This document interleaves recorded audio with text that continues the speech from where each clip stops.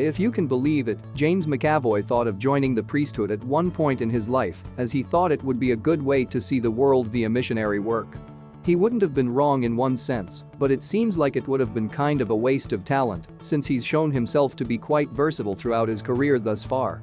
He's become the kind of actor that can make you absolutely hate his character or feel sympathetic towards them and everything in between.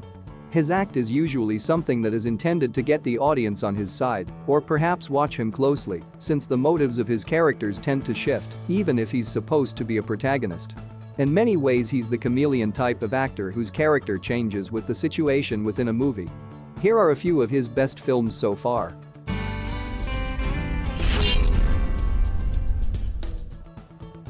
Number 5. Atomic Blonde.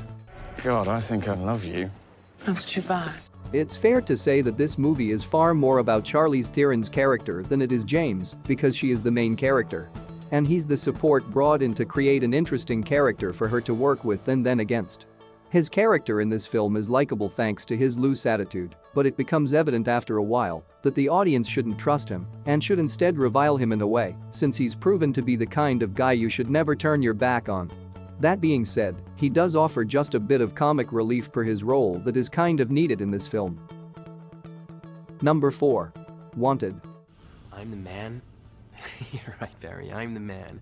Poor Wesley. His girlfriend doesn't respect him. His friend is a lying dirtbag that's sleeping with his girlfriend. His job is a waste of his time. And his boss is someone that you'd love to silence with a glare, since she's little more than a pompous bag of wind with a serious eating disorder. But when Wesley is recruited into the League of Assassins to put down a rogue operative that is systematically targeting their brethren, he becomes someone far more dangerous than even the League had anticipated, and only grows more dangerous when it's revealed that they've enlisted him to kill his own father. Number 3. Last King of Scotland. You are British. Well, I'm Scottish. Scottish? Why didn't you say so? This film was received quite well by critics and moviegoers alike, despite the fact that some have said that it is quite inaccurate and doesn't tell the whole story. But for entertainment purposes it does tell a compelling tale of a physician that wishes to find a purpose in his life and do something worthwhile. When he befriends a ruthless dictator, however, he eventually comes to find that the friendship is only stable so long as he is willing to turn a blind eye to the violence that the other man is willing to inflict on anyone that doesn't do as he commands. Eventually the physician escapes the country, but not without remembering the people of Uganda and what they're going through. Number 2. X-Men: Days of Future Past. I sacrificed my powers so that I could sleep. The X-Men timeline has been ripped up and pieced back together so many times from the comics and even in the movies that trying to sort it out from movie to movie is getting confusing, but this was one of the better movies that has come out as of late.